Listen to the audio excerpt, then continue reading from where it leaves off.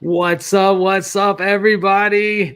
Got a house full tonight. I got my guy Tipp. I got Brian, and wildly enough, we have Friday night NFL football. This is the first. Oh man, like I got one eye on you and one eye on the TV. I don't know like how to position my head correctly. This is the first time I think we've ever had a show with Friday night football going on at the same time. But I mean, Brian, how you feeling about this game so far? I'm not gonna lie, being out on the East Coast that first quarter almost had me out. I was almost asleep. I'm sitting there like jumping up and down, trying to get excited. My wife's like, "What's happening? It's 3-6. Why are you excited?" You know, it's like, it's okay. It's okay. The second quarter really redeemed itself. That Saquon catch really got me, the juices pumping. So I'm hoping for a stronger second half here. Yeah, for sure. The Saquon catch was exciting, and it was actually in coverage, but we were I think Saquon period has been a little bit of a highlight of this game, like we've been waiting to see a little life from Saquon, and like we're getting it. Like all those Saquon but the funny thing is it's like total opposites. Like all the Saquon owners are like, heck yeah, and then all the Josh Jacob owners are like, ooh, like ooh. What do you think, Tipp? Well, first of all, just to have football back in general, I could care less if it was the Panthers playing the let's see, what's another lowly team out there? The Patriots. There we go.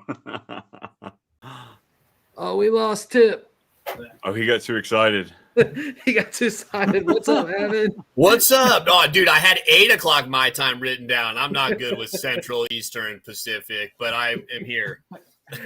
Tipp, you were in, and then you were out. You were in, you were out. Yeah, can you guys hear me? Yeah, we got you. Oh, okay. Out, I guess. Tofu oh, okay. All good. But I mean, look, man. This game so far, I tweeted "buckle up" because I think it was going to be a higher scoring game of the week, and it hasn't disappointed yet. Jaden Reed's getting crazy. Saquon Barkley's doing his thing. I had him ranked as the #1 running back this week. I really think he's not done yet. I'm really, really excited about what Saquon Barkley can do with this offense. You saw some of the holes that he was running through, and he just needs a little bit of wiggle room. Just a little bit. And if he can get that little bit of that edge, he's going to separate. So as long as he stays healthy for the season, I got him as one of the top backs. Not behind, he's behind Bijan because Bijan's my guy. but yeah, I got him as one of the top backs in this season for sure. We got some people popping in the chat. Albert, what's up, fellas? What's up, Albert? Kyle, evening, fellas. Mike giving us a little streaming advice here if you want to watch the game and you don't have Peacock. And then I'm not sure what that's. Maybe that's calling out SoCal. Who knows? And then Friday Night Lights in full effect. That is true. Thanks, Amber, for tuning in. Hey, so this show is from the forum. This is our Q&A show. It is an advice show. If you're in the chat, make sure you hit the like button. Make sure you hit the subscribe button. But this is your opportunity to drop us questions, and we're happy to help you guys win this week. While we're we got everybody popping in. What's up, Zabby? So you guys think I should stash Khalil Herbert or Jordan Mason? What do you think, Tipp? Are you like out on McCaffrey with the injury? You stashing Mason, or do you think Herbert's going to be the guy? We know Swift hasn't, historically been a thing. I don't think you could be out on McCaffrey, but you do have to worry about this calf injury. So the thing about the calf injury for me is I'm not a medical guy. I'm not nothing. What I do for regular day work is remotely close to being, in the medical field. But I have played football, and I know that sometimes when you get those soft tissue injuries, they can become nagging soft tissue injuries. And I've had a couple of soft tissue injuries myself that were nagging, and I'm not a supreme athlete. I was okay at best, and I'm a little nervous about it. He's a year older. He had over 417 carries last year, including the playoffs. That's a lot. That is a lot. I know they tried to limit him during the regular season, but he's so dynamic with the ball in his hands. It's hard to do that. So I'm a little down on McCaffrey. I am again worried about this calf injury. I think it's something that he might get through week 1, week 2, but it could be something that if a helmet hits him the wrong way, or if he steps the wrong way, trying to juke somebody or trying to cut, it might pop up, and it could be something that we could hear about. He's missing practices, he's a game time decision, things like that. So I am a little nervous about it. Yeah. We got more people in the chat. What's up, y'all? Gina popping in. What a lineup, she says. Mike, Tipp Major. Wait, who is that? Who? Wait, Gina who? Gina Noble? Gina Noble. Oh, snap. There Brian. she is. Hey, so real quick, before we get this thing rolling, because that chat usually gets a little crazy, if you would, man. let's just go around the room real quick. Brian, you start us off, then Tipp, then Evan. Just introduce yourself. Let everybody know, where they can find you, where they can find your content, and just AJ Brown's getting loose. He just got 67-yarder. Wow. Ooh. Oh, boy. All right, so you start us off, Brian. What's up, Brian? You can find me over there on X at @too_much_Brian, and most of my content is going to be right here on the Fantasy Football Advice Network. I've got too much best ball, too much fantasy football, and I got too much time on my hands, so it's nothing but football content coming out of me. All right, Tipp.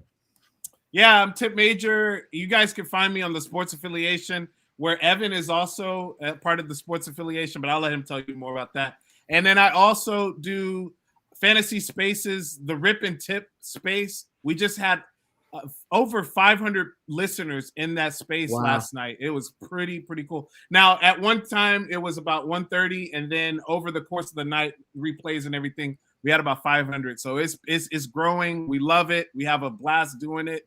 And then I also, I hope this is going to happen this year. Last year, I did Fantasy Spaces with Bob Harris, the one and only Bob Harris, and I really hope that we can do it together this year. Bob's got some things that, he's very, very busy. I'm busy, but we're going to really work hard to work this thing out together. So check me out on there. Also, I work with 32-Bit. I do a show every Tuesday night. I think we have Pat Fitzmaurice coming up this week.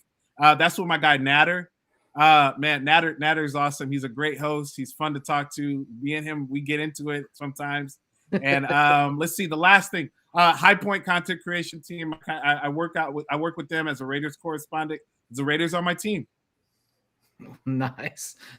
That's a pretty big resume there, Tim. All right, Evan. I mean, if I could just say something, man, the whole fantasy community, and I got to witness this at the expo, which I know you were at. The whole community, man, it brought me to tears out there, man, like several times, because I don't want you guys to think that I haven't been loved in my life. I have been loved in my life, but it's the difference between love and support. And just recently, I just started getting the support that I needed by my, partner. And I'm very thankful for her. But that support, that same support that I feel from her, I felt at the Fantasy Expo in Canton, Ohio, a few weeks back. It's such a love and support. It's crazy, man. I mean, if any of you guys haven't been to the Fantasy Football Expo, I will scream from the mountaintops, although I'm in Houston and it's flat as hell out here. I would scream from the mountaintops that you got to make yourself available to get to the Fantasy Football Expo. Getting some love there, Tipp. All right, Evan.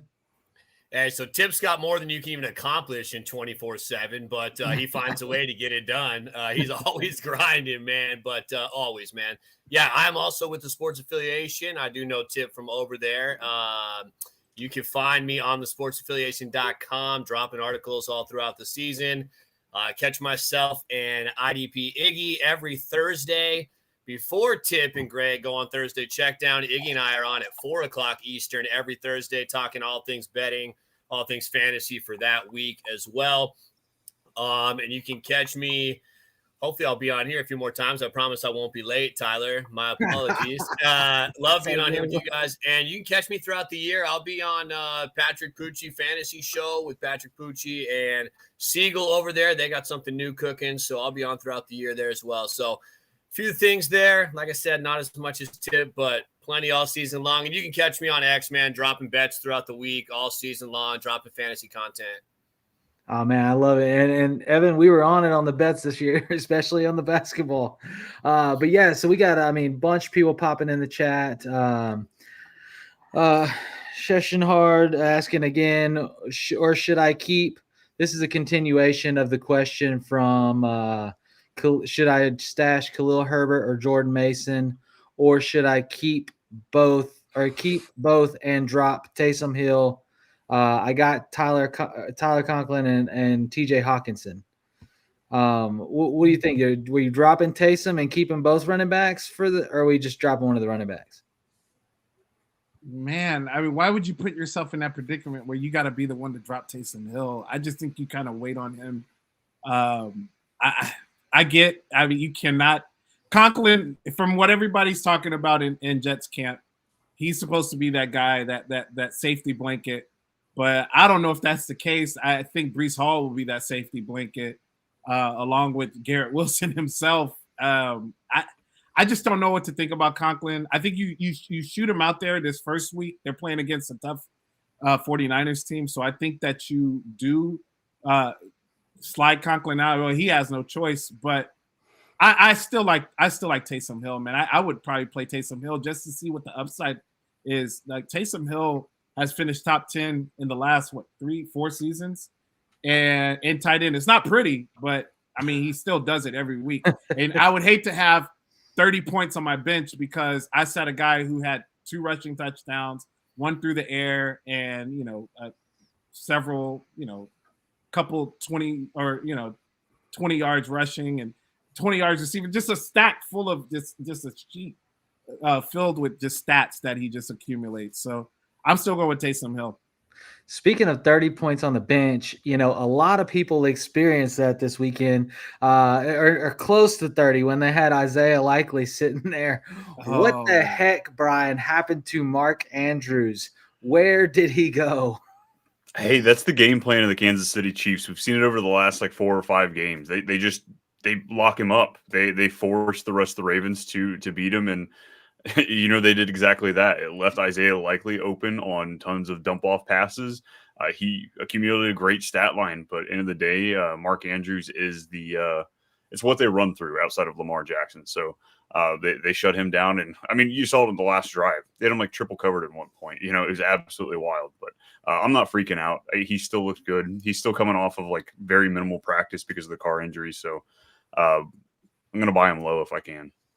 Yeah, that's what I say. There's a lot of people in that. So you have your panic fantasy players, right? We've all experienced them. They go, "Oh my God, they're not going to use Andrews. What are we going to do?" Right? And I'm like, "Hey, I'll give you, Isaiah Likely from Mark Andrews, or I'll give you Luke Musgrave, or I'll give you Hunter Henry, or I'll give you somebody in that middle tier to upgrade to Andrews, and maybe they jump." How do you feel about it, Evan? Did it worry you at all, the usage for Andrews last night? No, it doesn't worry me at all. Not yet. I mean, a lot of times when you see a guy have a game like that and there's not somebody in front of him, like an all-pro Mark Andrews, then yeah, I'm going to get ecstatic about going and spending my fab or trying to obtain Likely. And I'm not saying you don't want Likely. I think in Monken's offense, he's going to be used.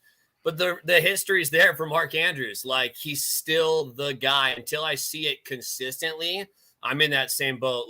I also will see what I can get for Likely. If I can get a decent haul and I'm wrong, I'm okay with that because there is still an all-pro in front of him in Mark Andrews. And on the other side, I will buy low on Andrews too. You just can't go after 1 week. Likely was phenomenal, but I'm not overreacting in this situation. If there wasn't somebody in front of him like Andrews, it'd be different. But let me see what I can get for Likely, and let me buy low on Andrews 100%. Yeah. So we got a question popping in the chat. Roll with Chase or Mostert, I'm guessing is who that is. Is that Jamar Chase or Chase Brown? That's a good question. Let me ask you this. With Chase, Jamar Chase, they said he's going to play. I haven't seen anything official yet. I just read that he will play without signing a contract, and you're still under contract, bro. Like I think you have no choice but to play. That's just kind of my thing behind it. And there's no worry about Chase's performance. The dude is in peak shape. He knows how to go out there and play with Joe Burrow. Like Jamar Chase, unless I hear something about him not playing, there's no way I'm not starting him with expecting wide receiver 1 potential, Well, yeah, let's talk about that. So you got, Mostert traditionally has been pretty electric in the Miami offense. I mean, any Mike McDaniel running back tends to be pretty electric. They can't really stay healthy all season, but they do have big games, right? And so, if you're going into the week and you've got, let's say you're debating, well, like you would debate Jamar Chase or a Mostert in your flex, but if you are debating, do you have more confidence in a big stat line for Mostert or for Chase? I'm still going Jamar Chase, man. I like Mostert, and I like him this week. I think Miami-Jacksonville has the makings of possibly the highest point total on the week. Yeah, I think the over was like 47 or something like that. A lot of that's going to be Miami passing. And so do they wind up inside the 5 or do those bombs go for touchdowns? So I can see this as Mostert getting those 2 easy touchdowns in a high-scoring game. I do see that outcome. But I'm going to go to – I'd rather go down with Mostert on my bench than Jamar Chase on my bench. That's just me. Fair enough. You said Mostert, Brian. Do you disagree or have you been swayed? I honestly, I still think we've got 36 hours of information still to digest. Jamar Chase is just dropping stuff. It's just like word vomit with him right now. So I think that's the best thing to listen to because he's been open about it. If I don't get paid, I may just go out there for a little bit. It could be 3rd and 6 down in the red zone, and he could just throw his hand up. Hey, come on, pull me. And like him show them how much they want him. Who knows with this guy? Like it's hard to say bench Chase. I cannot sit here live saying bench Chase, but at the same time, if you've got the lineup, I can't fault somebody if you've got the lineup that works. Okay, so back to the question before, and I want to make sure we get their answer. This is over on Twitch. He said, I appreciate the tip on who to start at tight end, but who's the other guy I should keep, Herbert or Mason? Are you keeping Khalil Herbert or Jordan Mason? Mason. I think, yeah. Yeah, I'm keeping Mason, but I got a question. So that means that they would be dropping Tyler Conklin and keeping Khalil Herbert as well?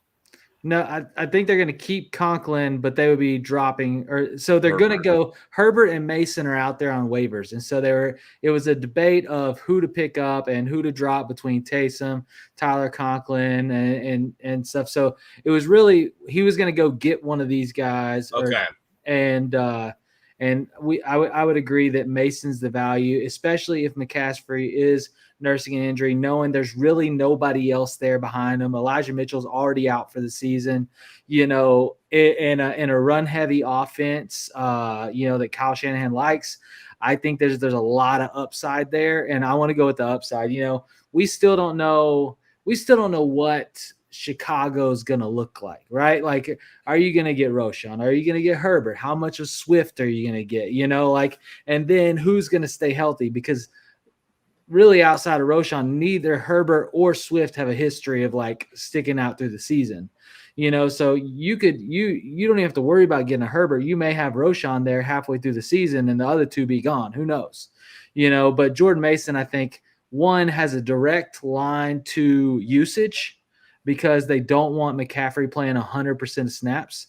But two, if McCaffrey, if they do try to put him on a snap count or anything like that, Jordan Mason has a pretty high floor, I feel like.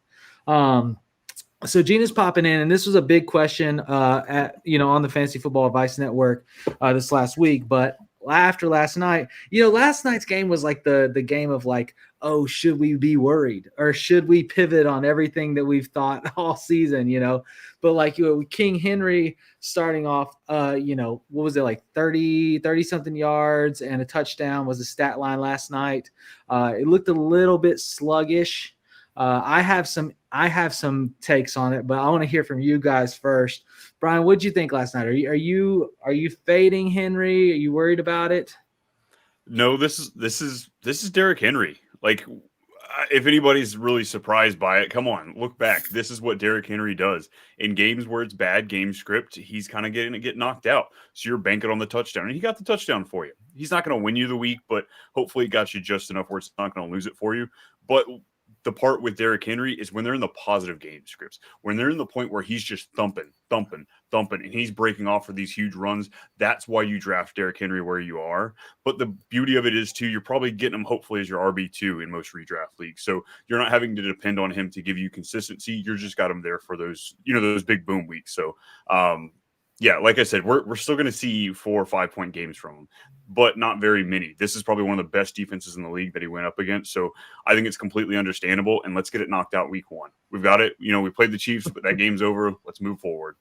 And the Chiefs surprise. I mean, everybody didn't really realize last night those are 2 of the top defenses in the league playing. So it wasn't going to be easy sledding.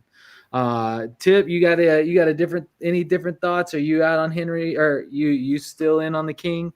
Yeah, I'm still in on him, but I'm out on that offensive line unless they get some things fixed on that offensive line.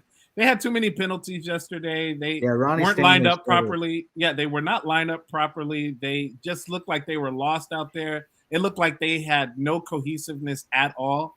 So I think that I understand, look, Baltimore it's a team that always figures it out.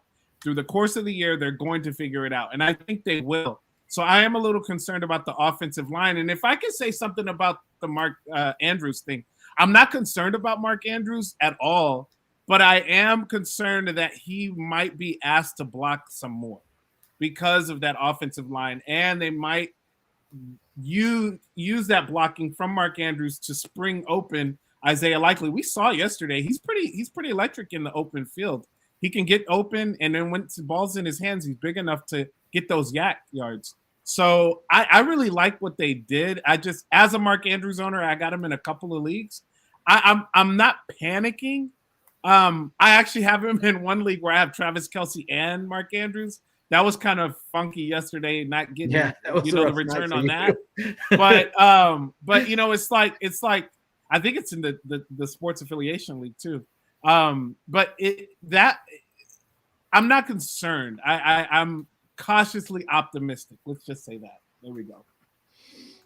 That's a fair thing. I saw what I wanted to see. I saw them get within the 5-yard line, and I saw them hand it to Derrick Henry, and Derrick Henry punch it in, right? Like, that's what we want. We want them Derrick Henry touchdowns. And I saw that when they got into the zone, they were going to prioritize handing him the football. That's what I wanted to see. I also saw this, and I mean, my wife and I are watching the game, and I'm sitting there, I'm like, they handed off to Derrick Henry like 3 times in a row. Boom, Henry. And I'm watching Lamar, right, and he's handing it, and like it was like the 3rd time he handed it, he realized that like there was nobody on the read option. Like, he had everywhere to go. And so I told my wife, I was like, watch, next time he's going to keep it. And sure enough, the very next play, he goes to hand it to Henry, and he keeps it, and he takes it for like 30 yards. And I'm like, this is why you got Derrick Henry. Like the Ravens traditionally have a good run game, right? Like it doesn't matter if it's Gus Edwards, if it's a half broken J.K. Dobbins, it doesn't matter who it, Justice Hill, like that running back is going to average 4 to 6 yards a carry. Pretty standard in that offense. And that's because the linebackers have to play Lamar, right? So then you take a Derrick Henry who can't be arm tackled, right? And you saw it last night. You saw the Chiefs defense converge on Derrick Henry. Like every time he touched the ball, everybody was crashing down on him. And I'm like, this is going to open up so many lanes. And then after Lamar starts going, well, then you got Derrick Henry back there, and you got people that are spread out. You got a spread out defense.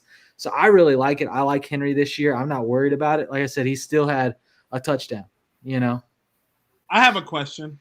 Okay. Brian, what drink are you drinking, dude? That looks like some of the best. What is that? Is that Kool-Aid? Bro, what is that? Spiked pink lemonade. Yeah. It's a what? It's pink lemonade, but it's late night edition. A little spike. Little rum, Man, okay. You might have to, and maybe afterwards we need to talk about that because that looks really. I'm drinking a like a mineral water right now, and man, that looks way better than. I mean, the mineral water is not bad. It's got lime in it, but. Oh, there we go. Fancy. I like it. Okay. I had a little lemon garnish in here too, and then it got a little too sour for me, so I had to back off. Okay. Okay. I'm over 30, so that heartburn starts kicking. You know what I mean? So, as I said before, this show is sponsored by the Fantasy Sports Advice Network, which is the social media platform for fantasy sports and fantasy sports only. No politics, no CrossFit workouts, none of that other crap that you don't care about. Just ball talk. So it's like a social media site for like just sports. So like if I wanted like fantasy baseball, basketball, football, like it's all there. That's right. It is. No way. Right? Here, I got a little something for you. Let me play this real quick, and then we'll hit. We are here. FantasySportsAdvice.com, offering the best fantasy sports social media platform. Why join endless Discord communities or the trolls of Reddit? Fantasy Sports Advice is a community designed to help you win with 24/7 support. Go to FantasySportsAdvice.com and become a pro member for unlimited access. Again, go to FantasySportsAdvice.com today. We are here. What? So cool. One of the things that we do on this show is we demonstrate that. So, we're answering questions in the chat, obviously, but we also answer questions at FantasySportsAdvice.com. So I'm popping it up on the screen, and we had one hit a couple days ago that I thought was interesting from Jay-Z Moodio 24, and he said, "I'm getting offered Cooper Kupp for Trey McBride. I need a wide receiver. I have Dalton Kincaid as my tight end. Do you do the trade? Is Kupp enough for McBride, or on the other side, is McBride enough for Kupp?" What do you think, Evan? Yeah, I mean, if you are starting one tight end and you have Kincaid, who is in that mix of top 5 guys, and you really need a receiver, I mean, if you're talking about starting, Roman Wilson or, Jahan Dotson at your receiver, I mean, how deep is that starter going to be, right? I mean, I do wonder that, but I'm big on Cooper Kupp. I think Matthew Stafford loves him. We've seen that when he's healthy. He is fully healthy right now, and there's no reason. I have Cooper Kupp as a top 10 wide receiver, and I have him a little higher than Puka this year. So I think for that roster, I'm okay with it, man. Pull the trigger. But I would like to know maybe who the wide receiver would be starting instead of Kupp just before I pull it. But if it's a deep guy that you're probably not going to want to play most weeks, then yeah, give me Kincaid at my tight end. Give me Cooper Kupp. I think that 2-for-1 makes my team better week in and week out. Any other thoughts from anyone else there? Or everybody pretty much in agreement? I like it.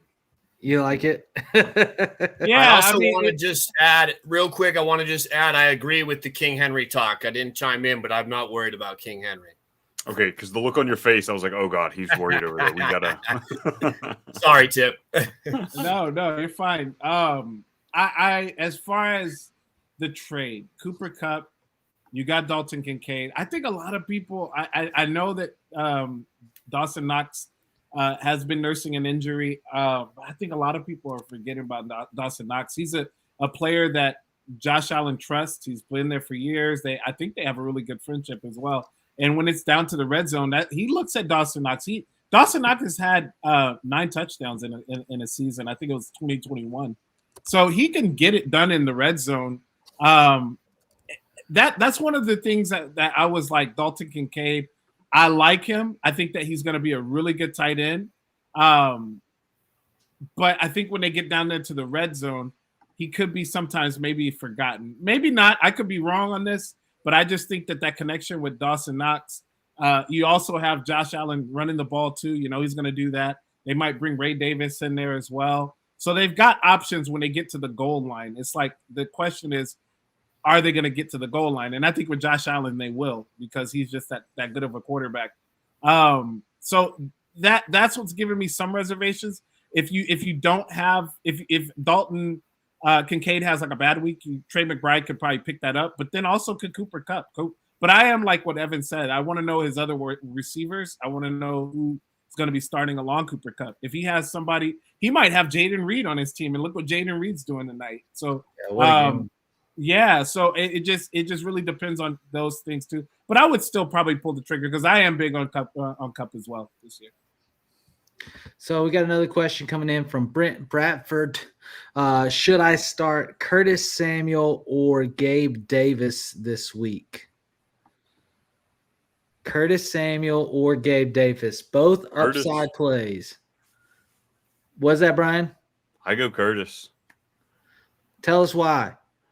No. No, I like Curtis Samuel coming in here. He is one of the older players that is coming in here, but he has familiarity with Joe Brady, the OC, played with him down in Carolina. I see Coleman and Shakir kind of taking over this offense, or like that's the plan anyway, but Curtis Samuel should be heavily involved here early in the season. And just compared to Gabe Davis, like the guy barely – does he even have a 50% catch, like career catch percentage? I don't think so. And Brian Thomas Jr., all the camp coming out of Jacksonville, I think that they want him to be the guy. Gabe Davis was brought in during free agency, I think, just to make sure that we had depth in this wide receiver room, depending on, what happens in the draft. So I really don't think he's going to factor much into to fantasy this season. How about you, Evan? You look like you're going to chime in. Yeah, I'm kind of torn on this one, to be honest. I'm not in on Samuel overall like a lot of people are season long. I think that he's a nice addition to this offense, and I agree with everything Brian said, but I think it translates a little bit more into the NFL aspect, not so much the fantasy. I don't see him really – couple weeks he might have some flex appeal, but in this situation, although I do like the high-scoring affair against the Dolphins – Gabe Davis is just such a boom or bust kind of guy. Like, I don't know if I can trust that, right? I mean, I'm sitting there hoping for that big, long play that it turns into a touchdown. Haven't really seen him be like a red zone target necessarily, right? Like, you're going to have ETN in the red zone. You got Ingram, who should be looked at a lot more. You still have Christian Kirk, who we know T-Law just loves, right? They've got a great relationship as well. I think you'll see a little more dependability on Samuel in this matchup. So I think here I'm leaning just a little bit on Curtis Samuel. It would take that 60-yard bomb, right, to Gabe Davis that we've seen him do before to kind of end that. And I'm just not going to bank on that. I'll take kind of a safer pick in Samuel this week. Yeah, I like Curtis Samuel as well. Tipp, I'm going to put this one to you here. We got a super chat in from Mac, and he said he just offered Warren and Higgins for Jaden Reed. What do you think? Are we fast on the trigger? Look. If I'm the Jaden Reed owner right now, I'm gonna be like, you got to come stronger than that, bro. Like, I mean, I like Jaylen Warren. I like Jaylen Warren. I like T. Higgins, but the way they are utilizing Jaden Reed right now is pretty nice. He's that X factor. Sorry, and I got to correct that. He was offered Warren and Higgins for Reed.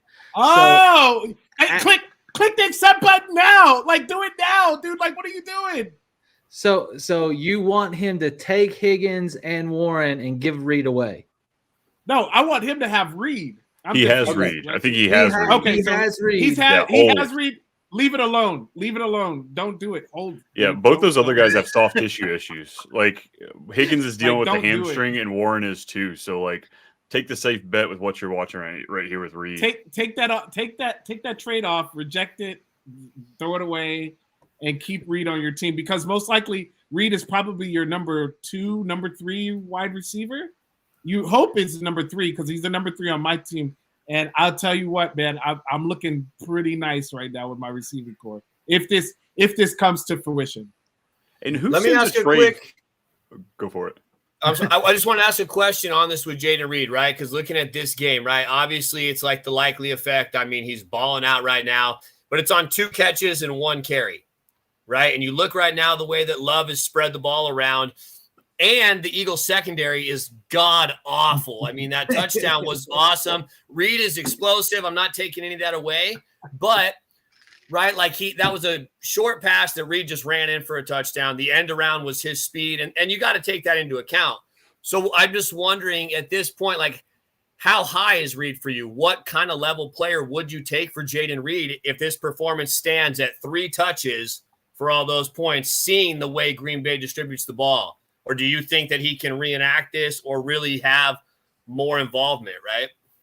I'm kind of with you there on that, Evan. I just think my approach would be, let me trade Reed high for somebody that doesn't have these injury issues right now. That's the big thing. I completely agree with you. I was hesitant to draft Reed all summer in best ball just because of the price, because we know that the love's going to share the love all around the ball. So if anything, yeah, I trade elsewhere. But who the hell tries to trade for a guy who's blowing up? Like, that is like the worst time. You're buying him at his peak right now. This is the highest we're going to see his value a bit for, could go up from here, but goodness, man. That's why I asked, who would you? Yeah, I wouldn't take those guys either, right? You mentioned the warning signs, but Tipp, who would you take, Tipp, for Jaden Reed at that high point? That's a tough one because you flipping for Worthy. Yeah, but okay. If it's a PPR league, I like the way Rice looked yesterday. I think he's going to be a focal point in this offense. I like maybe you can get the DK Metcalf owner, because most likely he spent a high draft capital on DK Metcalf. I like DK Metcalf a little bit more than Jaden Reed. I think it's going to be more consistent and more of a flow. Not just these chunk plays, and those chunk plays do die down. Terry McLaurin, maybe. I'm looking for guys who's going to have the opportunity, because the thing with Jaden Reed is he will maximize on those opportunities. At least it seems like. But Evan brings up a good point. They are going against the Eagles as far as that defense, and these are plays that are boom plays. How consistent are those going to be? Yeah, I mean, so he says he has London, Diggs, Worthy, Reed, and JSN. So he does give us some context. He said, obviously, can he wait on squad? Who are your running backs? Yeah, I was going to say. So if you were to swap Bijan Robinson, Travis Etienne, would you do Javonte Williams? He had to at least use round 3, probably round 4, and round 5 at least on wide receiver to have that crew probably. So where would that running back value be for y'all? Yeah, see, look, the exact. Well, the Jacobs one. He looks like. He just broke one. He just took one for a hard 10 yards. Jacobs. Yeah. Okay. Well, he's got a pretty good squad. 2 touchdowns for Barkley tonight. Goodness. Yeah. Oh, those were that wheel route, man. Hurts saw him the whole way, and then that shift he did on Walker. Both those plays, man, showed Barkley's skill set. Anybody that says if Saquon stays healthy this year, man, he's gonna win some people some leads, man. I was reading somebody writing about Barkley being heavy and not shifty, and so them not using him down there. And I'm like, I don't know what you're talking. This was before this game, but I'm like, no, this dude is. He's big and heavy, but he's still shifty and nifty, man. Extremely motivated. Like no. So, Mac, to answer your question, we're okay with the sell high on Reed. This is obviously a pinnacle value point, but Evan pulls out a good truth and it's on 3 touches. Like we're in we're almost through the third quarter and it's 3 touches, so that tells you, maybe that game stat line is not going to be consistent, so if you can go and you can get somebody that is going to be consistent, that and Higgins traditionally is that. I'm not sure what to expect from the Bengals this year, and I'm not sure. Higgins traditionally struggles to stay healthy once he gets banged up. What did I miss? Don't say anything. I'm a little behind. Pick him. And while Tipp watches that, I just want to say right now, Jordan Love it's one game, right? But Jordan Love has 22 attempts, right? And nobody has more than 4 targets. Wow.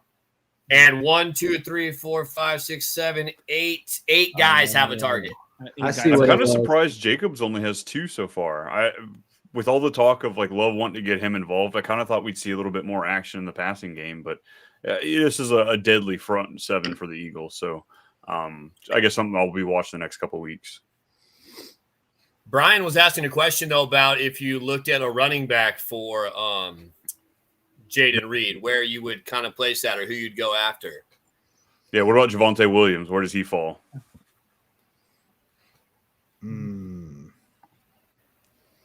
He's got London, Diggs, Worthy, JSN, but he's got CMC and Jacobs. I mean, on his team, I don't know if he needs to make that trade, but I would be willing to entertain that, depending on my roster for a guy like Javonte. I'll tell you, I'd definitely do it for a Kenneth Walker owner before week 1, depending on where they're at on Kenneth Walker. I'm just high on that Seattle offense. But I do like Javonte. I think he's still going to get the 200 carries in this offense.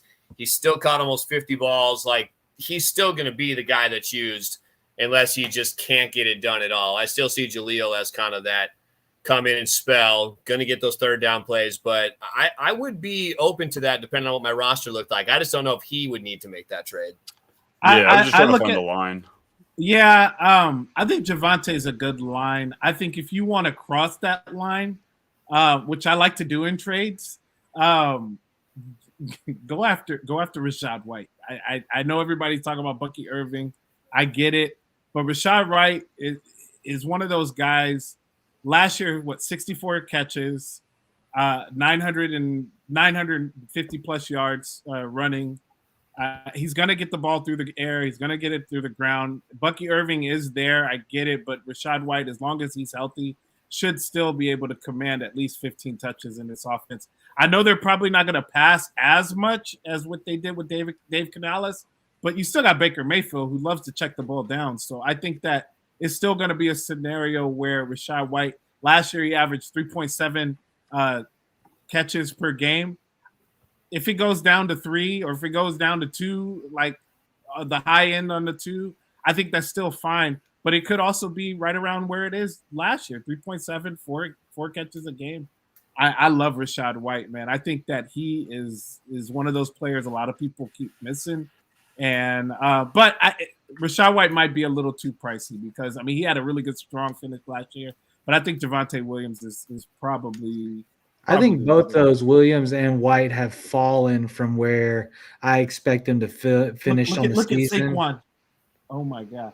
He almost got his 3rd touchdown. Like, dude, Saquon, I'm telling you right now, this dude stays healthy. He might challenge Bijan. Might. Because Bijan's going off this year. I can tell you. Please stay healthy, Bijan. Please stay healthy. I don't know if he almost got his 3rd touchdown. I think he might have just got that touchdown. See, I'm behind. Yeah. Sorry, didn't mean to bust it for you too. Hey, but on that, Mac, even on the hurry up, internet. Dan said T. Higgins is a menace. There it is. Every time we think it's time to get excited about his opportunity share, he gets hurt. He's so Mike Williams.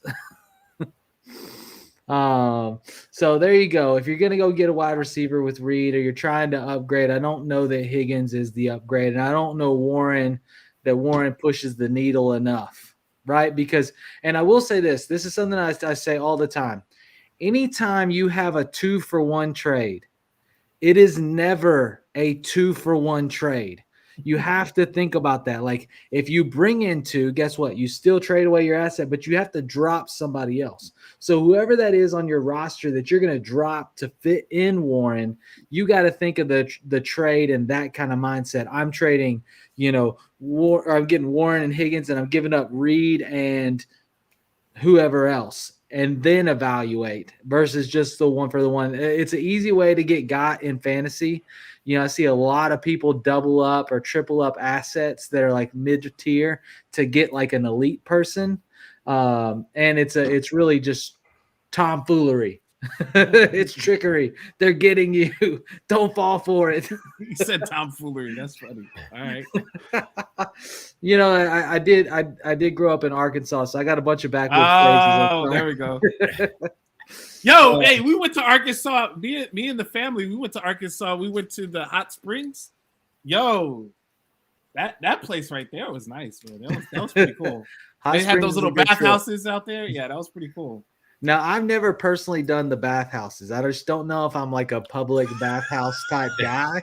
I mean, my girlfriend said, she's like, you got to embrace it. You have to embrace going out. Just act like it's a locker room. You played football, you play basketball. Just act like it's not. I was like, okay, whatever. I don't mind that. I just don't know if I want to sit in a bath.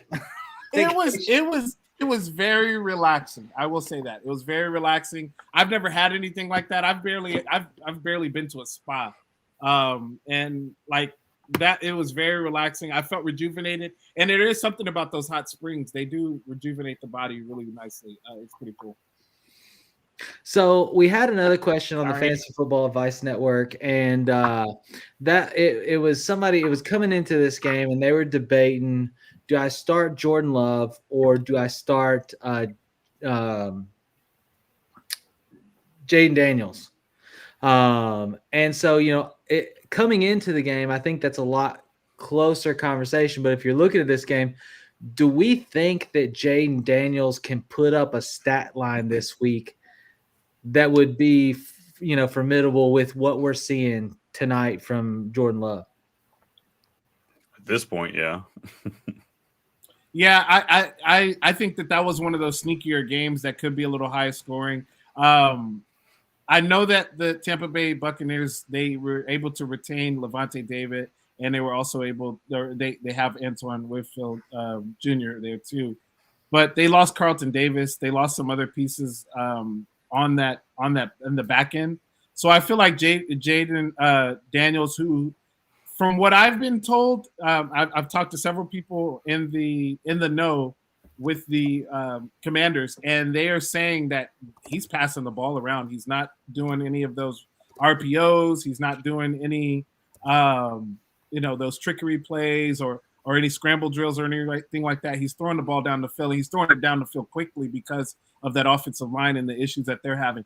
It's still Cliff Kingsbury, though, right? It's still like, what's going to happen there? I think that Jaden Daniels would not have been the play for me. I still would have gone with Jordan Love. It's a primetime game. It's, Jordan Love did really well at the end of the season, but we're seeing now that Jordan Love is struggling. He's had a pick just a few minutes ago. And this is kind of what he did last year. And then it started to take off towards the middle and the end of the season. I think Jordan Love will get it figured out, though. I don't think that he's going to have any issues. But I probably would have still played Jordan Love just because I drafted him probably first. You got some thoughts there, Evan? It's like on the tip of your tongue. I was just double checking where I had him on my week one. But yeah, I mean, I knew I had Love higher. And I had Love at 7 at QB going into this week. And I have Daniels at 13. Like, I think Daniels can get close to that. Tampa Bay was a great matchup for passing offense last year, and they probably will be. Like, I really like McLaurin this week. I don't know how much else outside of McLaurin they have to really explode in this matchup, but I think that, they have enough there for Daniels to have a good game, and he's a rookie quarterback who can run the football. So there's going to be times where he does tuck and run because it's what he knows, right? Like, this is full speed, real game. We've seen that, right? We saw, RG3 did it, right, when he took off in the beginning there in Washington. So I think that, he could rush for 100 yards, right? Like we saw Lamar do last night. Maybe not, but he could. He has the athletic ability to do that. And when all breaks down and all hell breaks loose, there's a good chance he tries to run. So you add in, 70-plus rushing yards, and if he can air the ball out against this secondary, like, I think he can have a good week. So I think, top 10 potential's there in fantasy for a guy like that, right? We've seen Justin Fields do that time and time again in the fantasy world. So I think there's some upside, but yeah, it's Love for me, regardless of what we're seeing right now. Well, speaking of Fields, we got a question from BHS Cardinal 16. What are y'all's thoughts on the Steelers quarterback situation or conundrum or, whatever's going on there? If it's fantasy we're talking about, like, I want Justin Fields out there for everything I just said about Jaden Daniels. I mean, he can be an ugly NFL quarterback and get you a ton of points in the fantasy world. If we're talking about playing it safe, trusting your defense and winning football games Mike Tomlin style, then I think they want Wilson out there. But I want the upside of Fields if it's fantasy. Yeah. Pete Nova popping in. What's up, man? Thanks for tuning in. What do you think, Brian? Are you more? Do you want to see Russ or do you want to see Fields? I think I want to see Russ. I invested in the. Put that Tip. Get that out of here, man.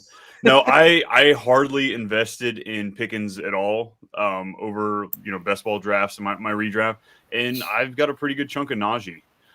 So I guess for the running back's sake, I would love to see Russ out there. Najee made his nut that first year on having an old quarterback just check off. So like that's what I want to see. And if we get his money, okay, I get it now. I'm like, Tim was like, hold on a second. Wait, what? But yeah, Justin awesome. Fields is out there. I think like it's going to be a completely different game style, and it'll be great for him himself. But that's not an investment I also made a whole lot of was Justin Fields. So just for the running back's sake, I want to see Russ. Fair enough. I can tell you this. I actually I'm on the other side. And Tip, I want you to chime in on this in just a second. I don't care who it is. I invested a lot in Pickens this year, which was probably a little bit crazy and a little bit backwards considering it's an Arthur Smith system and they don't know who's going to be a quarterback. One of them can throw, one of them can kind of throw, like it. But I can tell you this, it didn't matter what camp highlight that I was watching or what quarterback was throwing the ball. It was going to Pickens. Like every time it was Pickens catching the football, and I think Pickens has wanted that. He's wanted that number one. He wants to be the alpha on the team. He's got that mentality. I'm the hands. Like there's not a DB in the NFL that he isn't going to say, I can beat that guy. He's one of those type of people. And those are the competitors I think that you want. And I think, you quickly develop, like when you have somebody sure-handed, and we saw that with Russ, right? Like Russ tends to attach himself to somebody that he knows is going to bring the football in, right? And he hyper-targets them. Justin Fields the same way. He hyper-targets a receiver. And so if either one of them are one-dimensional and they're hyper-targeting Pickens, I'm in, right? But, I'm not sure. I think I still want to see – I want to see that offense with – I'm a Russell Wilson fan, so I want to see Russell Wilson succeed. I think he got a raw situation in Denver. I don't think he was treated right, even from Peyton and them saying, hey, drop your no injury clause or we'll bench you. He just wasn't treated like they wanted to bring him in to be the guy, And I think that contract said they did, though.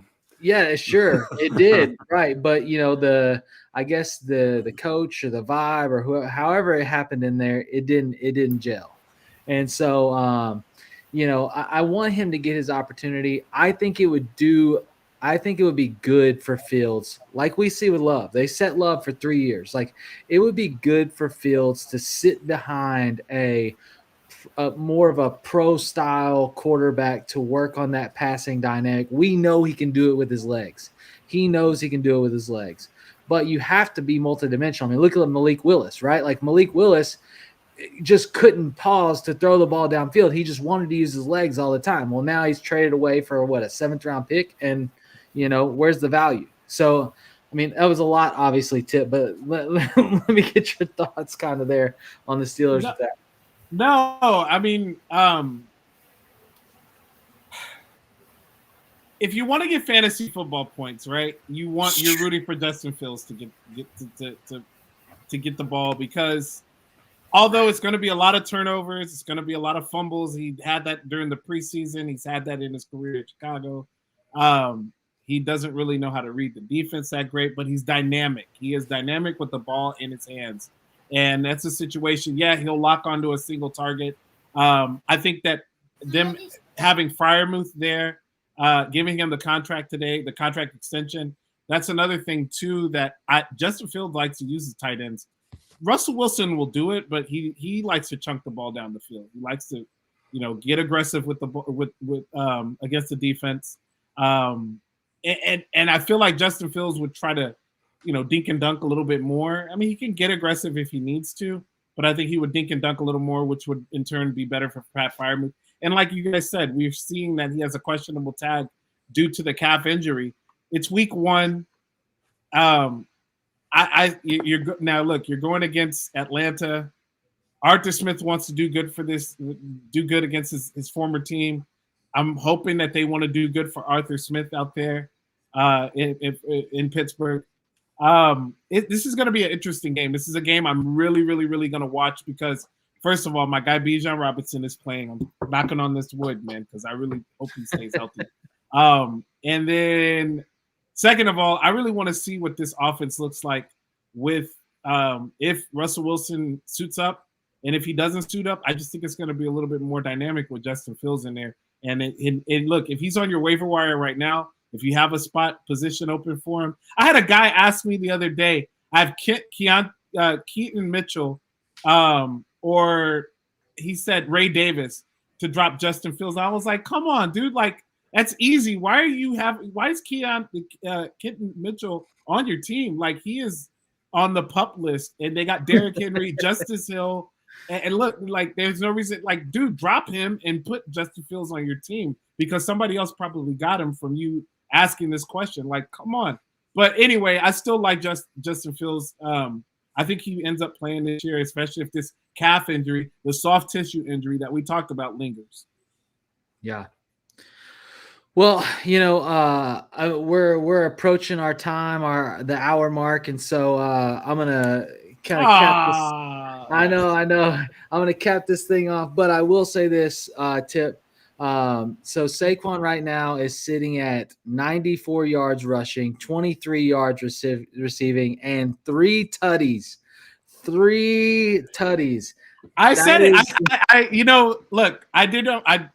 I stuck to my guns. Bijan Robinson. Look, if I can give a bold prediction real quick, I feel like Bijan Robinson will break the NFL this year.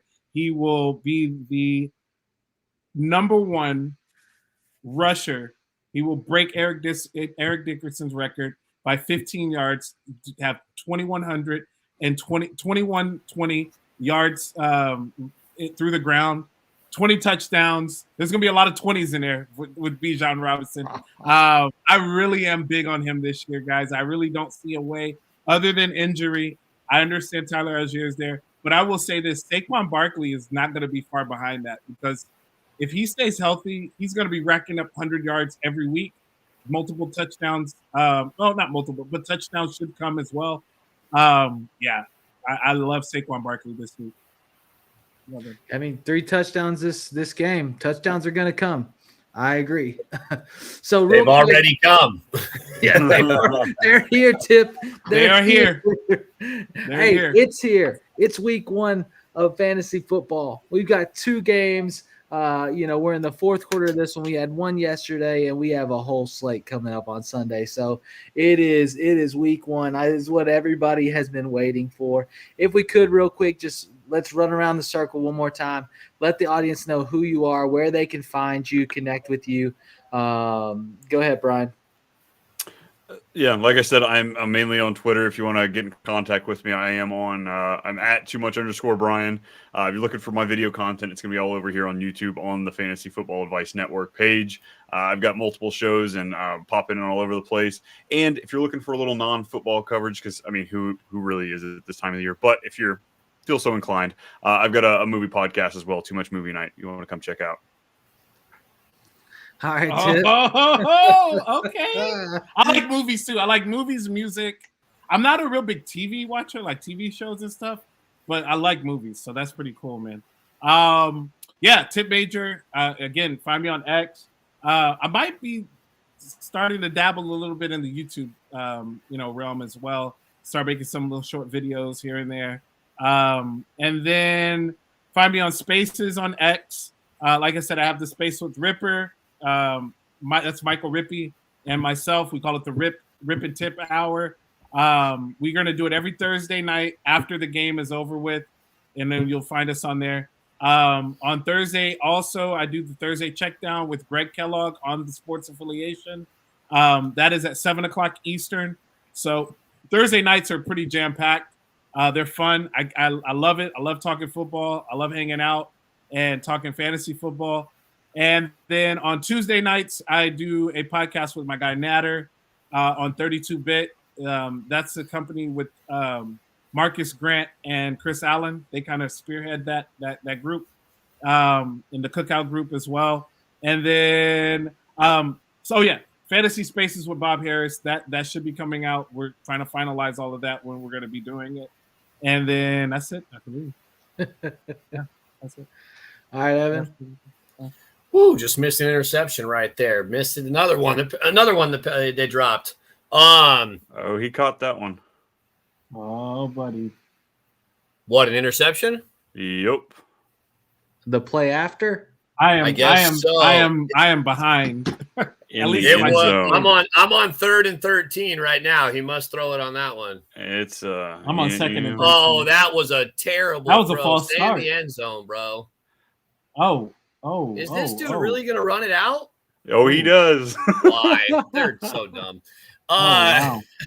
The one before that, the Packer guy jumped the route, kind of like Dean did earlier in the game, and just dropped the ball. He might have been gone. But, yeah, at SoCal Ball Nerd, you can find me on X, thesportsaffiliation.com, Sports Affiliation on YouTube, TikTok as well. I mean, everything kind of funnels, all the content funnels through all those there. So, yeah, hit me up on X and go check out the website because we drop a lot of content on there daily with some articles.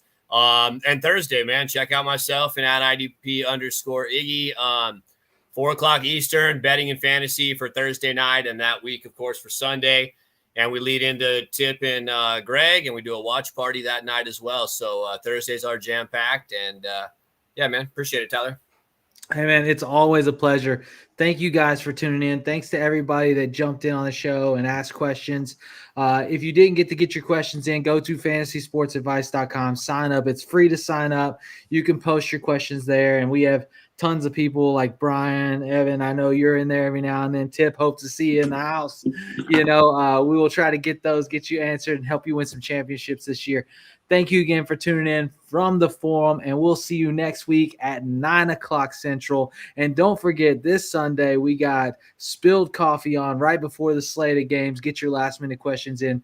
You guys have a great night, and we'll see you next time.